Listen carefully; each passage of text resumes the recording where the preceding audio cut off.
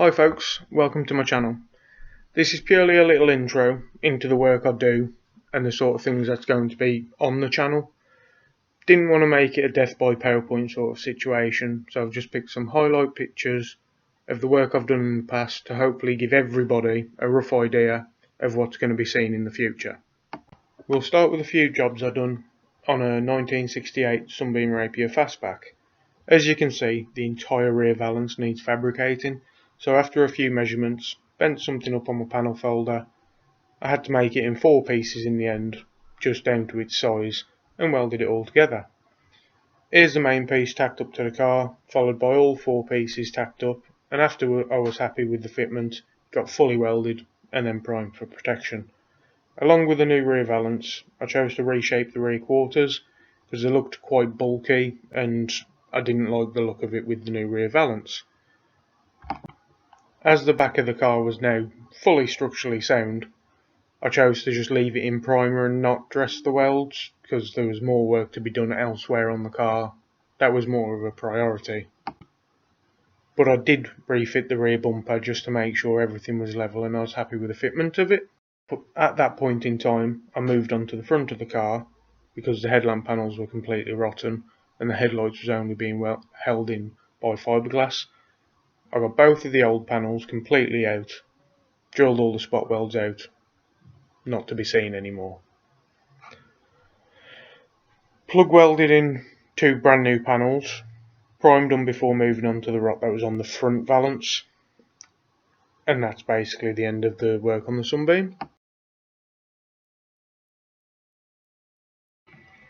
And now moving on to the Mark II Golf for that dreaded filler neck rust. As you can see from the first picture, I had to completely remake the inner part of the wheel tub, as where the filler neck bracket goes, it completely rotted out, it had spread, it was a right mess.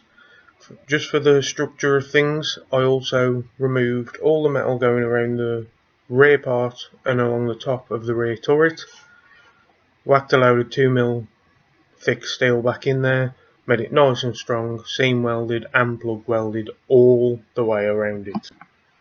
Then it was moving on to the outer part of the wheel tub. Again, it's rough and ready, but it's the shape it needs to be to clear everything. It's going to be perfectly workable in terms of when we have to cut the hole for the filler neck to come through. Then I moved on to finally getting the actual filler repair panel welded in, top and bottom. Took my time, a lot of little spot welds here and there, make sure I don't warp the panel. I only know that because I've watched other videos on YouTube and found out how to do it somewhat properly. Then I went on to welding in the pieces of the body that I'd cut out previously to get better access to the inside. Again, tack welds here and there, moving around, trying my best not to warp the panel. I fitted the filler cap to the panel just to give the owner of the car a little bit of a perk up, so he thought it was getting somewhere. He was quite happy with it and it did cheer him up a little bit, so it's all well and good. As you can see, ground all the welds back. It's by no means the prettiest, but it is solid and it's no longer rusty, which I think is better than what we had. And lastly, I'm going to end the video with just a few pictures here and there of some of the MOT work I had to do.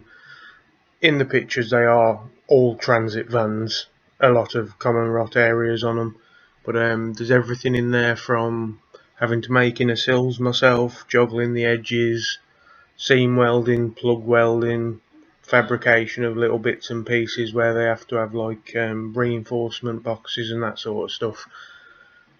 But at that point I'll just leave the video to run and I'll see you in the next video. Cheers, bye.